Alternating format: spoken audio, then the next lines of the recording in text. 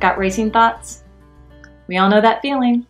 Something happened or it didn't happen, and before you know it, you are all up in that story, playing it over and over again, as if you could solve the problem in your head. You don't need me to tell you that racing thoughts can totally torpedo your mood, your motivation, and just your ability to focus and get things done. So, you need a skill to get in there and slow them down a bit so you can get present and be as effective as possible. Let's practice. Hey there, Mindful Masters, and welcome back for another experiential skills clip on your journey to mastering adulthood, the skills we all need sometimes to go beyond adulting and become an emotional grown-up. If you haven't got the book yet, do click the link and join us in mapping out your journey of self-discovery and emotional self-care. Our minds are really just problem-solving machines. Seriously, they're really designed to be on the lookout for what problems might occur, and then use their time-traveling ability to go through the steps that we might take or might have taken to solve the problem. When we do solve the problem, we feel a tremendous sense of relief when the problem is solved.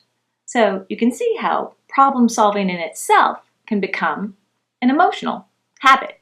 So to kick that habit, you need a practice to help you exercise a different mode of thinking. When you're stuck in the debate in your head and your thoughts are racing, this skill will help you slow them down a bit and get into a space where you can be more skillful. Let's practice.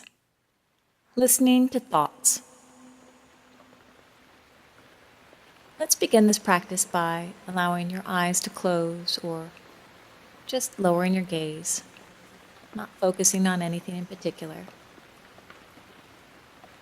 As with all of our practice exercises, the only way to practice is by allowing yourself to get in contact with some form of distress or discomfort. So take a moment to bring to mind something in your life that's bothering you or has bothered you, an ongoing situation or something that recently occurred that caused you some distress. You might recall a recent annoyance or frustration, or maybe an embarrassment or a disappointment. Allow those images to play out in the movie of your mind.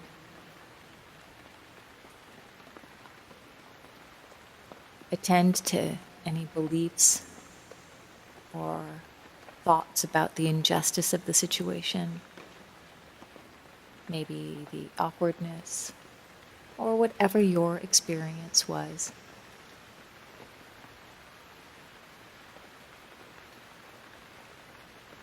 Notice how it feels as you bring to mind the story of these events. Notice from the observer in you how your mind actually is generating the thoughts and images. How your body feels as you go through all the sordid details of what happened or shouldn't have happened, or perhaps always happens to you.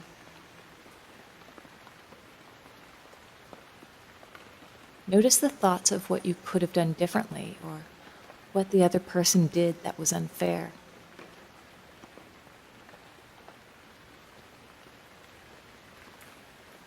Pay attention to how this mode of thinking feels as you generate the stories in your mind.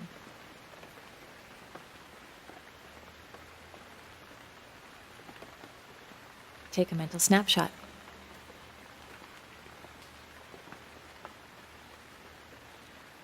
Now, let's practice. Taking a long, deep belly breath. I'd like you to let go of generating those thoughts and shift to actively listening to your thoughts. Listen with all of your ability, as if your mind was going to offer you a secret or some wonderful wisdom just for you. Just listen.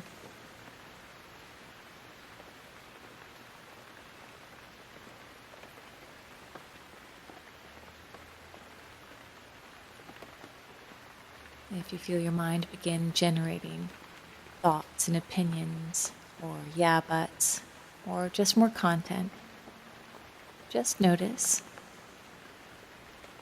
and then shift back to deeply listening mode.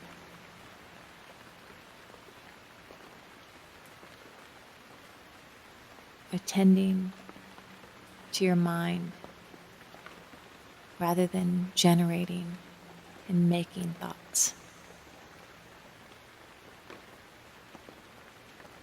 As you listen with all of your curiosity, observe. What do you notice about the activity in your mind when you shift from generating to listening?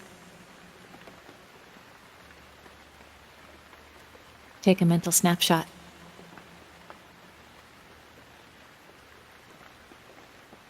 And taking one last deep belly breath,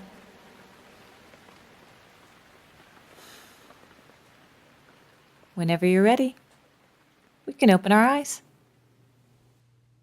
What did you notice with that practice?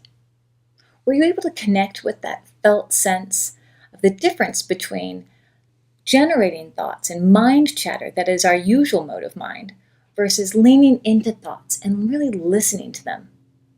Many people report that when they lean in and listen, their minds go pretty quiet. So make sure to take a moment to journal about your experience with this practice. If you found it helpful, do note it on your Goals and Commitments worksheet. If you have any comments or questions, as always, leave me a note so I can respond. And when you're done with all that, I will see you back at the book to continue on your journey of mastering adulthood.